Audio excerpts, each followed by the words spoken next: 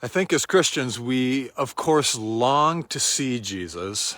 We long to experience Jesus. We long to serve Jesus, don't we? Yeah. But I think if we're honest about it, we worry about doing it right and being accepted in the end.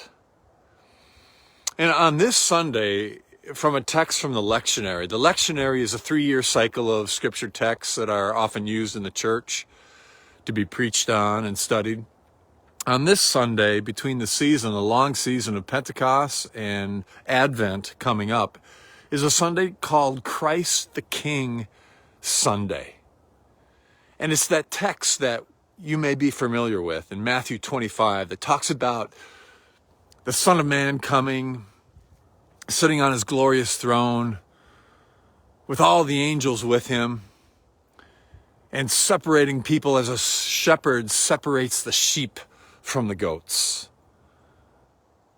And the goats go away to eternal punishment and the sheep into eternal joy. And I think we read that as Christians. We think we know what it means, but sometimes we're not sure. And this talk of judgment and eternal punishment and it scares us a little bit, doesn't it?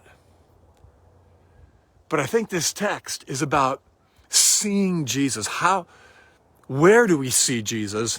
And then how do we experience Jesus in our life? Not only then, but now. And Jesus talks about it. He says, hey, though you didn't realize it or were aware of it, when you saw people who were hungry, thirsty, sick, imprisoned, I was in them. That was me.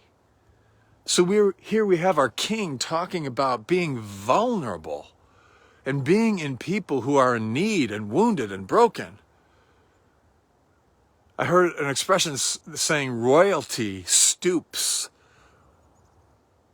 We have Jesus telling and saying, whatever you did to the least of these, you did to me.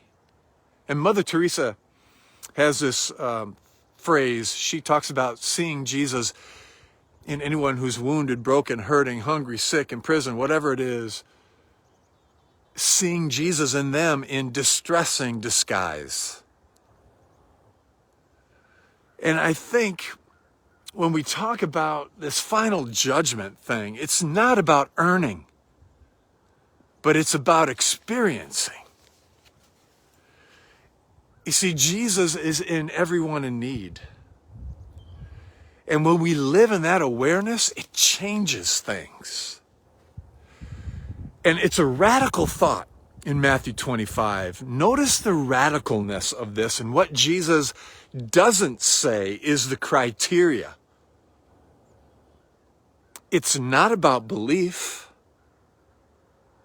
It's not about confession of faith.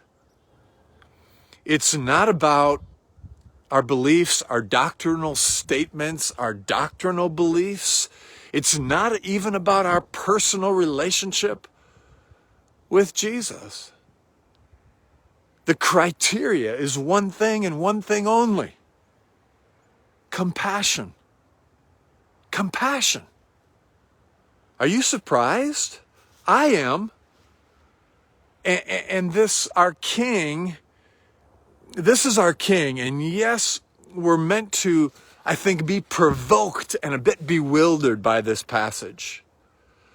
And there's a Episcopalian theologian named Fleming Rutledge, and he says this: the Son of Man who sits upon his glorious throne with all the nations gathered before him is the same one who at the very apex of his cosmic power reveals that the universe turns upon a cup of water given to the littlest ones in his name.